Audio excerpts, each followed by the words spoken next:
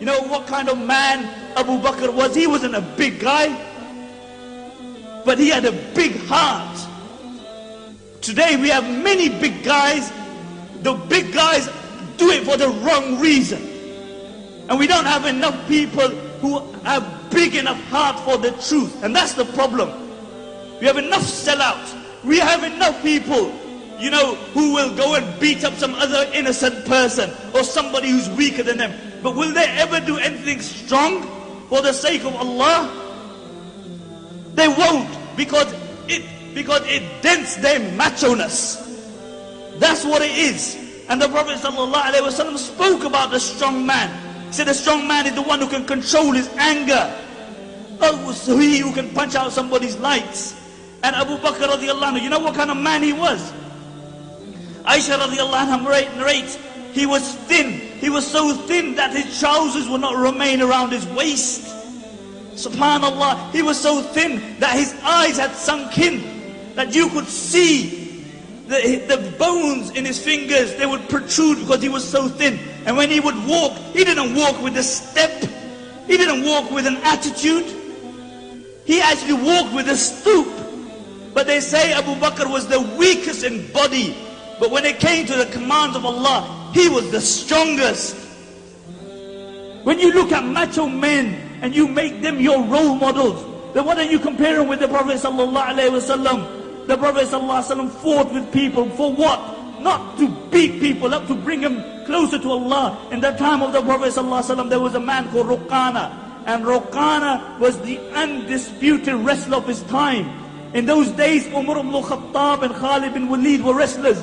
But nobody had ever defeated Ruqana. And upon occasion, he came to the Prophet ﷺ and he said, "Oh Muhammad, if you beat me, I will embrace Islam." And the Prophet ﷺ got happy. He got elated.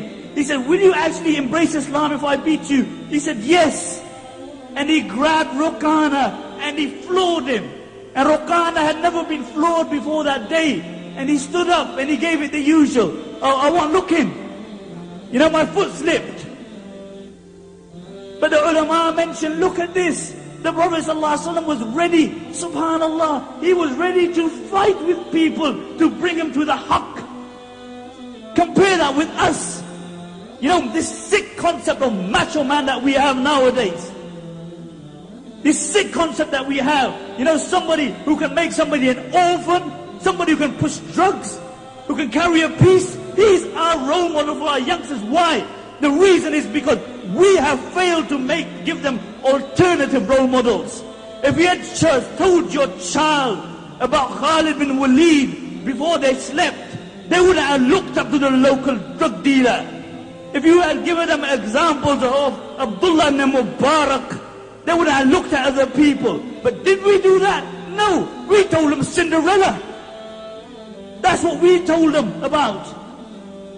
And Ruqana stood up again and he said, "Give me another chance." And the Prophet ﷺ grabbed him and he dicked him again. And Ruqana was shocked. It had never happened to him before. And the Prophet ﷺ said, "Oh Ruqana, if you hang around with me, I will show you greater things than me battering you." And Ruqana said, "What could be more greater than this?" And the Prophet ﷺ indicated toward the tree, and the tree ripped through the earth, and they stood in front of the Prophet ﷺ, and they bore witness that there is no God but Allah, and you are His messenger. And the Prophet ﷺ turned to Ruqana, and he said, "Oh Ruqana, I told you, hang around with me, and I will show you things which are greater than me battering you." But this was the life of the Prophet ﷺ, and the examples go on and on.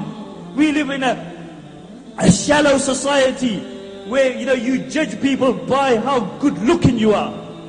So you got plenty of hair, then you might become prime minister. That's where William Hague lost out. You know, you're good looking, but good look, you know, only skin deep. But if that is what you're looking at, then is there anybody's looks who could compare with the looks of the Prophet ﷺ? Jabir radiallahu anhu mentions, I saw the Prophet ﷺ on the night of a full moon. And I looked at the face of the Prophet ﷺ, and I looked at the full moon. and I looked at the face of the Prophet ﷺ, and then I looked at the full moon. Then I looked at his face again, and I looked at the full moon. He said, I swear by Allah, the face of the Prophet ﷺ was more radiant and more beautiful than the full moon. Do you know what this story, tell your children this story tonight, of Zulaykha is? Zulaykha was the wife of the Aziz. She was an honorable woman, and she fell in love with Yusuf alayhi salatu wasalam, who was a slave. And the news spread around that she was infatuated with this slave. So the other honorable women started saying, you know, how did she fall in love with him? Let me put it in a context that you can understand it. How did Raja Saab's daughter fall in love with so-and-so? And I won't mention. How did Raja Saab's daughter fall in love with him? So she gathered all the women and she gave them an apple. And she said, cut the apple. And while they were cutting the apple, she told Yusuf alayhi salatu wasalam to walk past. The Prophet ﷺ said Yusuf alayhi salatu wasalam was given half of the beauty of humanity. And when he walked past, they saw his beauty. They were so immersed in his beauty. Whilst they were cutting the apple, they cut through their fingers and they did not even feel the pain. Aisha radiallahu anha mentions, if the women of Zulaykha had seen my Muhammad sallallahu alayhi wasallam, they would have cut their hearts and felt no pain.